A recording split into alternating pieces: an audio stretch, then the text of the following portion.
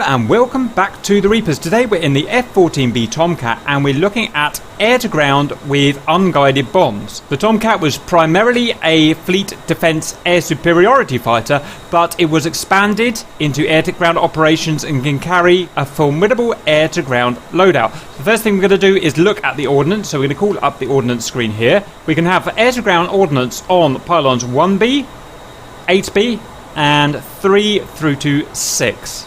So if we look at pylon 3 for instance, bombs, we can have 3 times BDU 33s, these are non-explosive training bombs, GBU 10, 12, 16 and 24, these are laser guided bombs, essentially variants of the Mark 81 to 84 with laser guided kits. I'll come back to these in a second. Then we've got a Mark 20. This is a Rockeye cluster munition. It drops a cluster canister, separates above the target, and then sub munitions fall down and hit the targets. They are non-guided sub munitions and must make direct contact with the armour that they are going to attack, and they are anti-armour. Mark 82 unguided slick 500-pound bomb. Mark 82 Snake Eye, the same but with retardable fins. Mark 82 Air, essentially the same as a Mark 82 but has a parachute for high drag. Mark 83 1,000-pound slick unguided. Mark 84 2,000-pound slick unguided. And then we've got multiples, so we've got a Mac 79 rack here with 3 times Mark 83s, 4 times BDU 33s, 4 times Mark 81s, 4 times Mark 82s, 4 times Mark 82 Snake Eyes, and 4 times Mark 82 Airs. So we're going to get armed up. Pylon 6 and 3, we're going to have a Mac 79 with 4 times Snake Eyes. Pylons 4 and 5, we're going to have a Mac 79 rack with 3 times Mark 82 Slick. 1B, we will take a pair of Mark 20 canisters. Request refueling. Next, let's look at the controls we're going to be using today. We're going to be using store release to actually drop the bombs. Target designate up, and we'll go through the meaning of that later. Target designate down. Target designate forward. This is a bit like locking a target, I liken it to. Wing sweep bomb mode. And that should do us. Next, we're going to talk about a bit of theory. So, we've got 5 different ways to drop these bombs in the Tomcat. The first is the computer target method.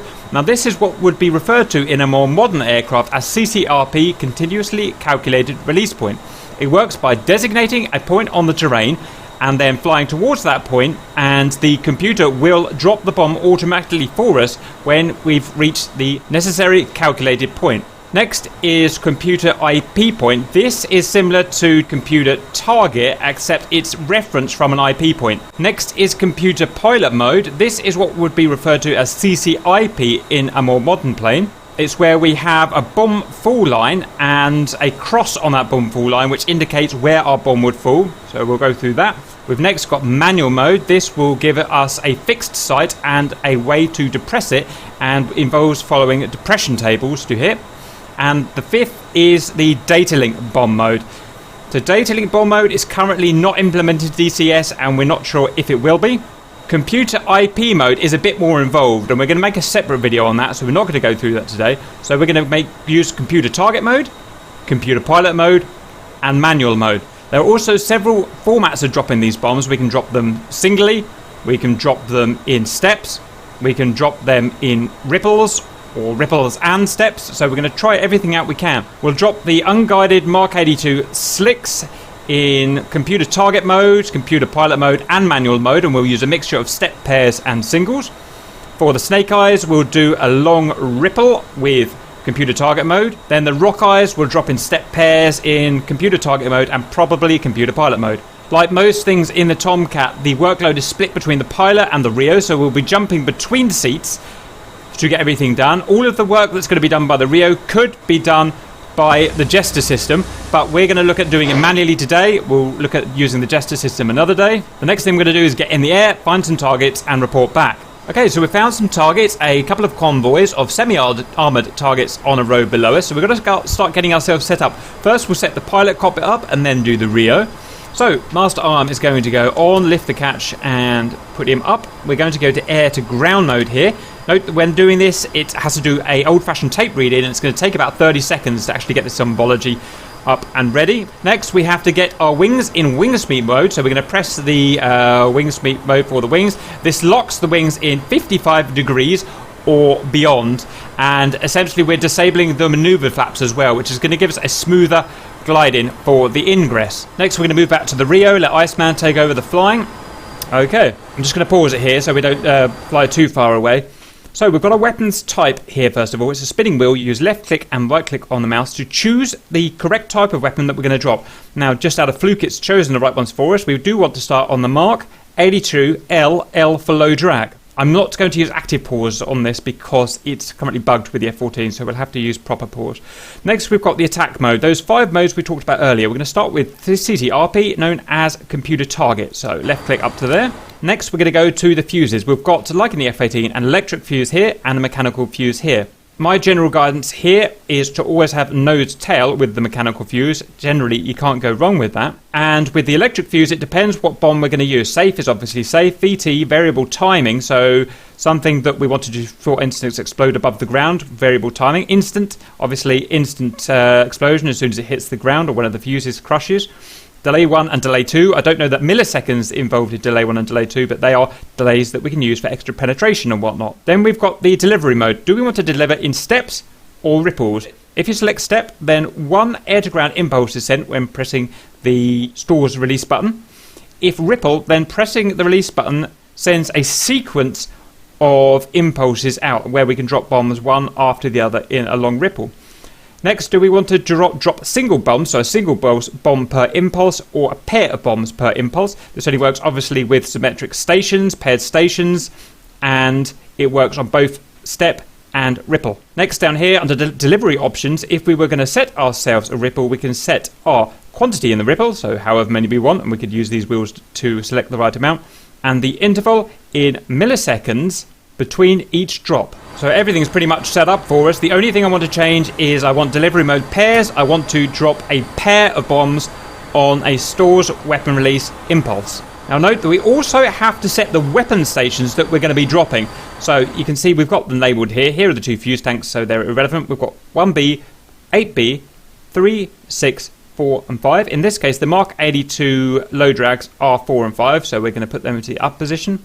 Note that 1B and 8B have 3 positions, bomb at the top, safe in the middle, and sidewinder at the bottom. So we're going to go 4 and 5, and that's us set up for our first step delivery. Okay, back to the pilot seat. You can see we've got the symbology up and ready to go. So now that the Rio has selected computer target mode, we've got some of the computer target mode symbology here, and we'll go through it. Note that some extra symbology will only become available once we're on our actual bomb run. So we've got this, not a plumb line, it's a bomb full line. This is where, well, yeah, as it says really.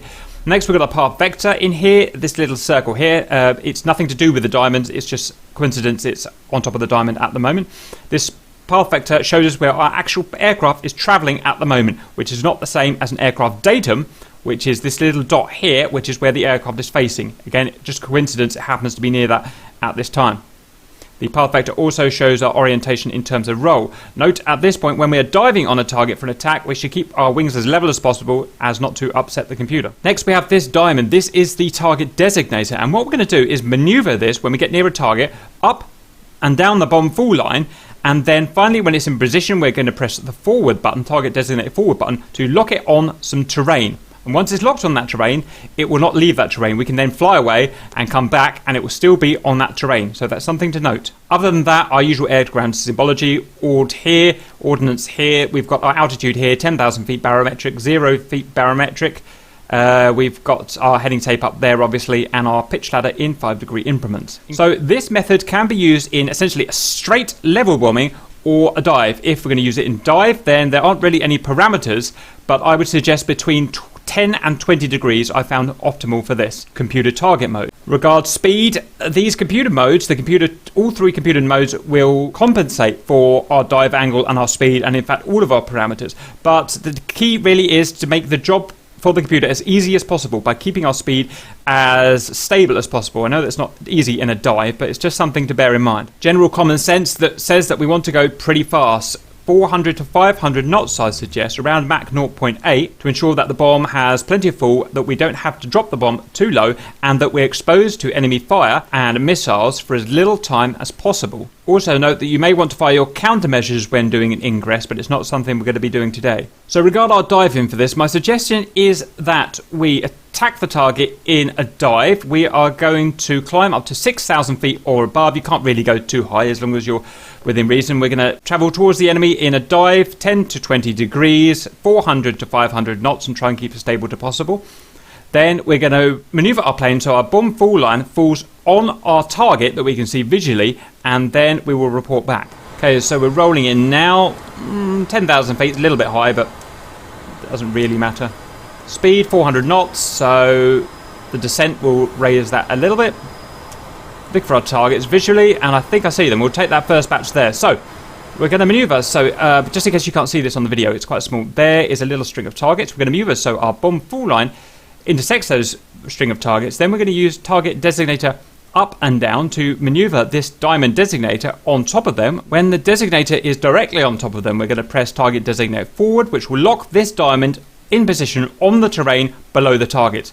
Then we're going to go straight into our actual bomb run. What we could in fact do at that point is turn, go away, turn around and come back, but we don't really need to do that if we don't want. I like to zoom into the HUD like this so I can get maximum visuals. So I'm going to drive it down the line like that. I'm going to have to move left a little bit. Left a bit more, and ping, locked it there. Stop. Next we get our next symbology. So we have a lower Q and an upper Q. Now you can see this guy coming down the BFL here is our lower Q. This is if you like to give us a warning that the bomb drop is imminent. Once this lower Q meets our path vector, which is this chap here, then we want to press and hold the stores release button. What will happen after that, as we get closer to the target, is that a upper Q will drop down. When this upper Q drops down, and when it passes the path vector here, that is when the bomb will actually drop. Now the timings due to that is all about my parameters. How fast am I flying? How far away? What's my altitude? What's my steepness of dive? There are two more Qs that are not visible at the moment. We have a crosshair, which is probably down below the screen at the moment, and because we're probably going to be doing quite a high drop because of our dive angle and whatnot, we might not see that. But bear in mind, there is a crosshair that may come into play. Also, there will be a pull-up Q if I get too low. Again, it's very unlikely to show in this case, but if I got below what the computer would consider a dangerous release position, a U shape, a kind of squared U shape will come up, and if that meets our path vector here, we are too low and we must pull up immediately. Just going to sort my trim out because it's trying to pull me up at the moment. Press and hold. I've got press and hold the stores release, and when it's ready to drop this bomb, I know we're a bit off angle at the moment. We're a little bit too shallow for this. You can see, sorry, I got to stop there. You can see that the upper Q is coming down, and that the this is the pull-up Q. So if this pull-up Q reaches our path vector before this upper Q reaches the path vector, then we'll have to pull up and abort the run. But it looks like we're going to be okay. Let's unpause that. So my job is just to keep the azimuth straight at the moment on that bomb fall line. Bomb away.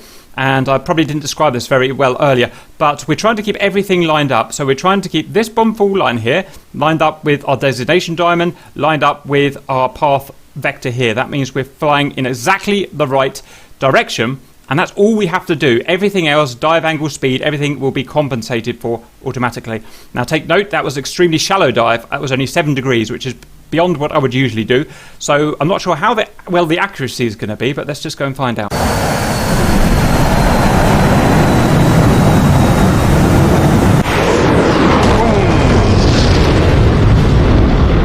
Okay, we've got a bit of splash damage, but we didn't actually hit anyone. So CCRP, I mean, it's good. I think it's really good.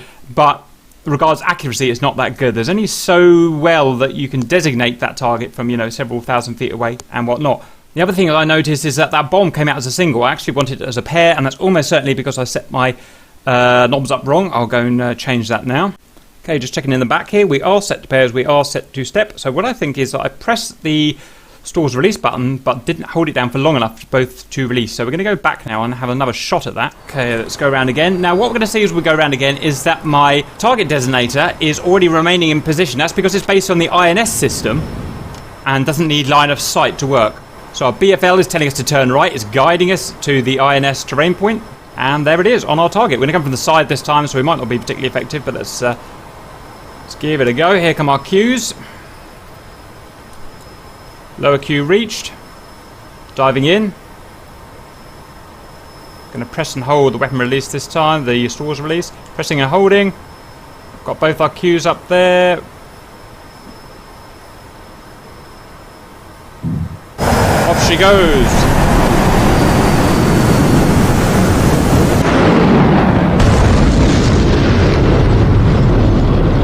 That's pretty accurate. I don't think we killed it, but we were literally 20 feet away. It might die with splash damage. Right, so that's showing that. Now again, it only dropped one bomb. If we quickly check our settings in the rear again, we can see we've got it all set up right. It's just not dropping pairs at this time for some reason. So that's fine, we'll just go with that. So next we want to try our next mode, which is our computer pilot mode, or a CCIP as we like to call it. Unpause, let Iceman take control. We're going to go in singles because pairs just aren't working at the moment. This is very, very early release. You're watching this video, by the way. So we're from target, IP, we're going to pilot. Everything else will stay exactly the same. This mode we find a lot simpler and actually more accurate generally. In this case, we've got a bomb fall line here, and all we've got to worry about is our crosshair, which will drive its way up. Now, where that crosshair, the dot in that crosshair meets the terrain, that is where the predicted drop point of the bomb, where it'll impact the terrain, is if you press the stores release button at that particular time. As well as that, we've got a usual symbology. We're going to have our path marker here and our pull-up cue that will show up when necessary. So all we're going to do is maneuver so that the BFL intersects our target, and when the crosshair is touching the target, then we're going to press the stores release button. Regards the actual dive profile, again, over 6,000 feet, turn in 400 to 500 knots. A dive angle generally needs to be a little bit steeper, so I usually say around 20 degrees, but I believe officially it can be 10 to 45 degrees, I believe. So our technique is going to be, we're going to get our path marker here. We're not going to aim it at the target. We're going to aim it essentially above the target, because we don't want our plane to fly into the target. We want to play our plane to fly above the target. Then we'll walk our crosshair up the BFL towards the target. Just hover the BFL over them. Our path marker we're going to put our path vector we'll put way above the target, because we don't actually want to dive yet. Otherwise our dive will be too shallow. Speed check, 400, okay, we're just about in the speed bracket now. I'm going to start to dive now. And then we're going to wait for our cross to appear. Walk it up the target, and there comes our pull-up cue, so that's something we've got to bear in mind when that reaches the path vector, which is going to come first. It looks like our crosshair is going to get there, and drop.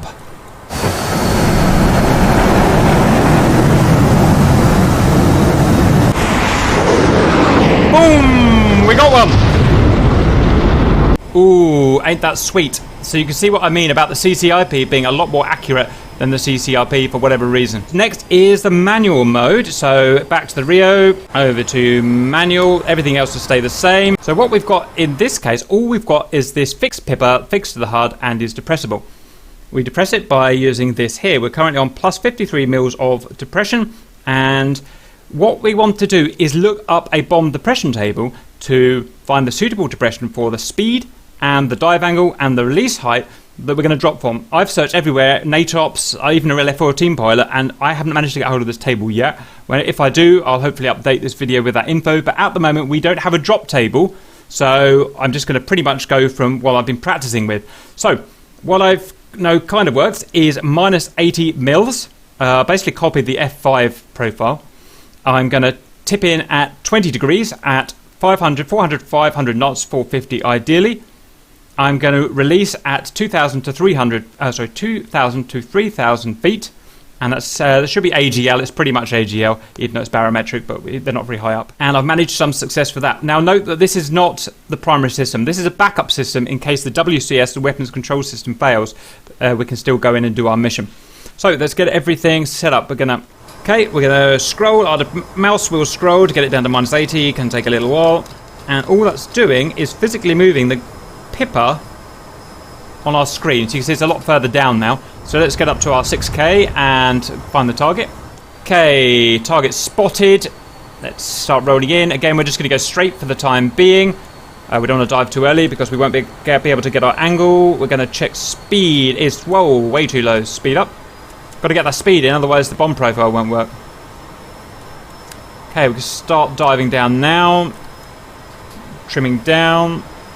400, yep, we'll be just about 450 by the time we meet our drop, I think. I don't believe we get a pull-up cue in this mode. We'll have to see. Okay. We're a little under gradient, but it's going to do. I should say I'm judging the altitude by this here. We're going to drop between 3,000 and 2,000 there if we get it right. And drop.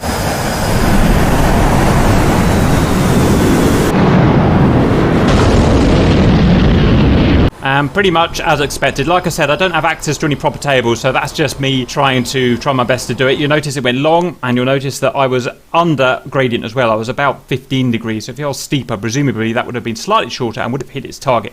But it's a difficult thing to do to get all those parameters set. Okay, so that's all I want to show for the Mark 82 slicks. Next, we're going to go for our snake eyes. These are retardable versions of the Mark 82s.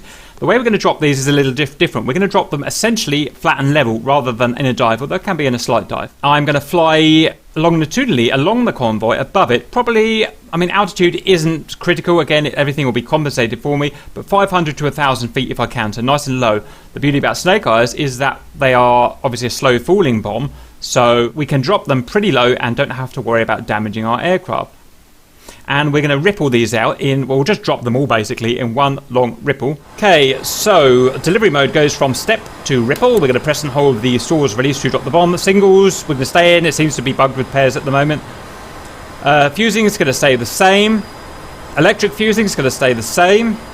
Our mode, we're going to do CCRP, TGT, computer target. So then I want to set the quantity. I've got 8 total of these, so I'm going to hover over this guy here and turn it to 8.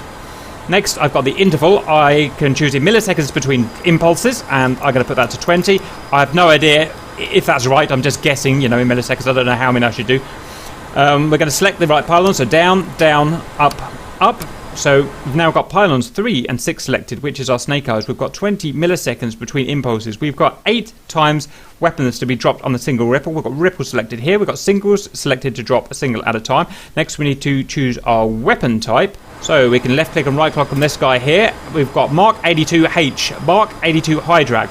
The reason we do this, by the way, is so that the computer knows the profile of the weapon, how it falls through the air, and so it can compute our various symbology. So we've got to make sure we select the right one. So back to our computer target method. And what we want to do is run down the length of them again. So I'll head out to sea first. Okay, I can see the targets there, so I'm going to get in line with that road. The altitude is variable. We can do it from any altitude we like, really, but the lower is going to be the better for more accuracy and whatnot. Speed, again, it will compensate whatever speed you are, but fast is going to be better for all the reasons of self-preservation. Okay, 500 knots. Turning in now. First thing we're going to do is designate the target. Shame we haven't got the target designated from last time, really, but never mind. Okay, so we're going to drive our target designator up, down the BFL to try and get it in position. This is going to be a little bit tricky, I fear. And we can unlock again with the same button to unlock and try again. Okay, I think that's as good as we're going to get it. Turn right to get in line. Check our speed. We're good. Want to come in from that slightly skewed angle. Here we go. Watching for the pull-up cue. Watching for our other lower and upper cue. Pressing and holding. Not yet, but now. And let's go. Drop, drop, drop, drop, drop, drop, drop, drop, drop.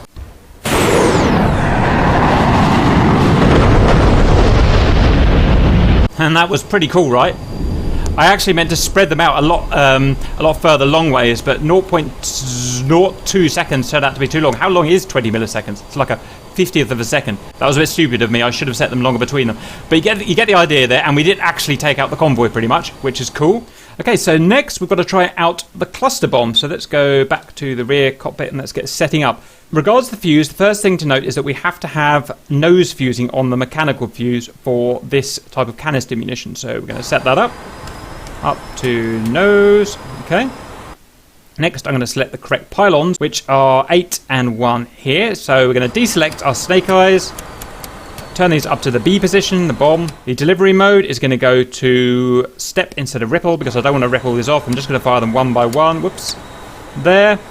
The electric fusing is going to it's going to stay as instant. Now, the fusing for this bomb, i.e. when the canister separates above the ground, is currently set by the ground crew and is not configurable by the pilot or the Rio in the jet. Now, we believe that will change. A new type of fuse will be implemented in DCS, but March 2019, we can't do that. So that's just a thing to note. So I'm going to drop these. We can drop these in CCRP or CCIP, so that is computer target or computer pilot. It's whichever you prefer. I personally prefer target because I feel you get just a little more height control of it. And obviously, we don't want to drop this bomb low. It has to explode a certain distance above the ground as set by its onboard radar altimeter. If you're below that, then obviously it won't work. Next, so we do need to set the weapon type. So let's go and find our Mark 20. Okay, so that's our Mark 20A. So back to the pilot and let's go and drop this thing. Okay, turning on target now. We're over 6,000 feet. All is well. We've already got a target designated. Let's see how accurate that is. In fact, why don't we designate a new target for the fun of it? So I'm going to undesignate with the designate button.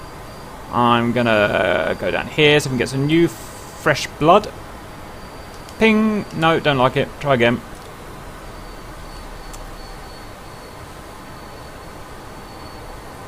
Bing. That I do like. So we're all armed up and ready to go otherwise. I'm going to press and hold the stores trigger. Just keeping everything lined up now. Waiting for the bomb to drop. Hopefully we're not going to be too low. No, we're pretty high. 4,000 ASL, that's fine. And drop. Ping. Okay, this is the canister going. It will separate and split the sub-munitions. Sub-munitions split. Boom! Wreck target. And they are anti-armor droplets, so they have to actually strike the target to hit it. There's no splash damage there. And as you see, we were just kind of off there slightly. In fact, why don't we go around, try and see if we can finish some more. One more run, and then we'll finish the video. Okay, while we've been circling about looking for a solution, the rest of those just blew up on their own. So that shows, and that was from that original bomb drop, but that shows how effective that can be. In fact, I've decided to end the video. What we're going to do is drop all of the remaining ones in one big go. So we're going to go back to here, let Iceman take over. We're going to go pilot, CCIP, and let's go in again. Back to pilot. Let's go and have some fun. Nice aggressive turn in from 12,000 feet that was. There's nothing left down there. Look, that cluster bomb literally killed all those guys. How awesome. In fact, I wonder if we can do a double kahuna on these guys. Let's see how we can do that. Right, got to get a dive angle. So we can start diving now. So we can see if we hit these guys and then the other guys. Just for the lols. So we'll do 2 drops on these guys. Drop, drop. And 1 drop on these guys. If we can get there quick enough. Drop.